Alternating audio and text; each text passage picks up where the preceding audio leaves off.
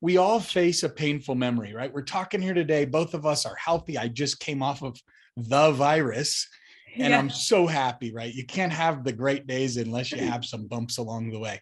And I'm Mhm. just pleased and happy to be healthy. But we don't always have that luxury. We face challenges. Is there something you're comfortable sharing with our audience that was the thing for you, or maybe a top couple of painful Yeah. memories?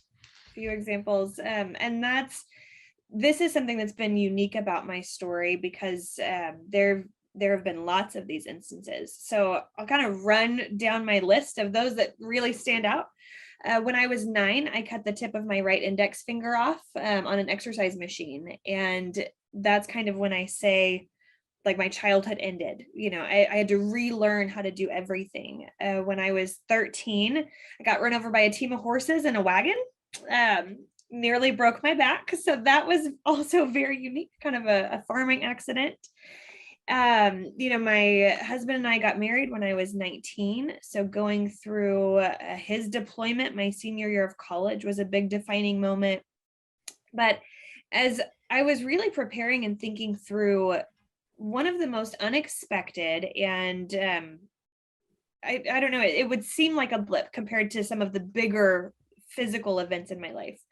But there was a really defining moment, my freshman year of high school, actually. And this is something that I really uncovered through some mindset work on why it impacted me so much. And I had this core group of friends. You think kind of like Sandlot, or everybody has their group. And when I was a freshman, I don't even remember all the bits and pieces. It's so interesting how when we go through trauma in various levels, we disassociate from that and don't really retain all the details. But what it boiled down to is that this group of friends that I had, where we were so close and so tight knit, there was a falling out. I was accused of writing some note to someone's cousin, or, kid stuff. And I remember calling my best friend out of the group and just saying, "You have to believe me. You have to believe me. I didn't do this." And very true to her experience, she said, "Well, I don't know what to believe." That was honest from her perspective. But I just almost remember, like, kind of dropping the phone and having this moment, like, I don't have anyone in the world. And at such a pivotal age, that was really now where I have found the biggest blessing, because I learned to stand on my own 2 feet. And that's why I say it's in some of those mundane moments where they hurt, but we just try to push, or we just try to dismiss, and giving that the weight that it deserved. All of a sudden I went from having this wonderful group of friends to the person that sat alone at the lunch table, and walking down the hall with my head down all the time. And shortly thereafter is when the horse accident happened. And I had someone randomly in the hallway say, "It's too bad you didn't die when you went through that accident." Wow. Yeah. And then they stopped. It was like, turned my head, and they stopped and said, "Well, that's at least what so and so said." Wow. And so it has been really interesting. Recovering from physical things, that's definitely taught me a lot. But becoming independent and becoming comfortable with who I was as a human at that point in my life really set the foundation and allowed me to grow in so many ways moving forward. Where's a time where God showed up where it was undeniably God for you? Oh man. There are just so many. It really, and even looking through, how do you narrow down? Because for me, I love to trace back. I love to give credit where credit is due. No part of what I have been able to accomplish at this point in my life, or the successes or the blessings, none of that has been my own doing. It's all been through me, not of me. And for this one, I would have to say meeting my husband. That was so unexpected. We met on a blind date. So here's like the Hallmark card version. We met on a blind date. We have the same birthday. We're 5 years apart exactly. we lived an hour apart. Like nothing was relative about our story. And my son, who just turned 8 last week, will tell you there could not be two people that are more different than my husband and I.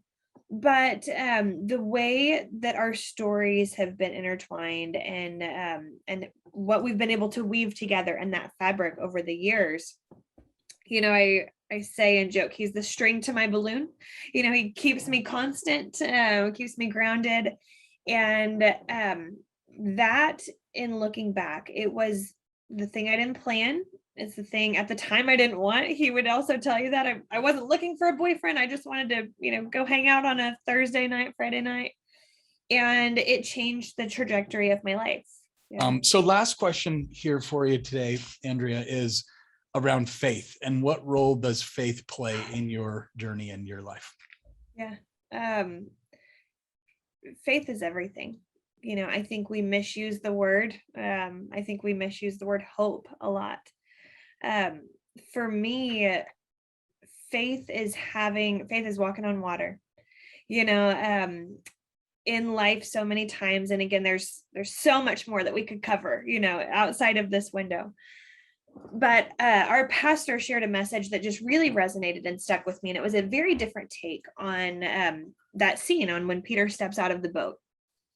And he said, think for a minute that if you were sinking, that Peter was almost closer to God and closer to Jesus in the moments when he started to sink than when he was walking on water, because that is when he stepped out of himself and asked for help.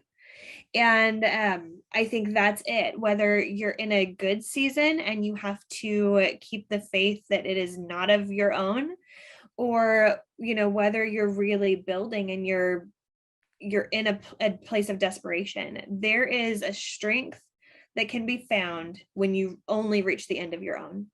And that's beyond you. And I've had those moments. Again, we've been married, my husband and I've been married 14 years, going through different physical stuff, going through our seasons, when you don't know how you're going to make it through the next day, and then you do. And then over time, those, I just finished reading the book Green Lights, Matthew McConaughey. And so the theme is stuck in my head. But when those red lights, or when those yellow lights, you look back and you see them turn green, faith is what gets you there. Faith is what keeps you breathing. And I'm so grateful to have that tethering me and giving me a true north.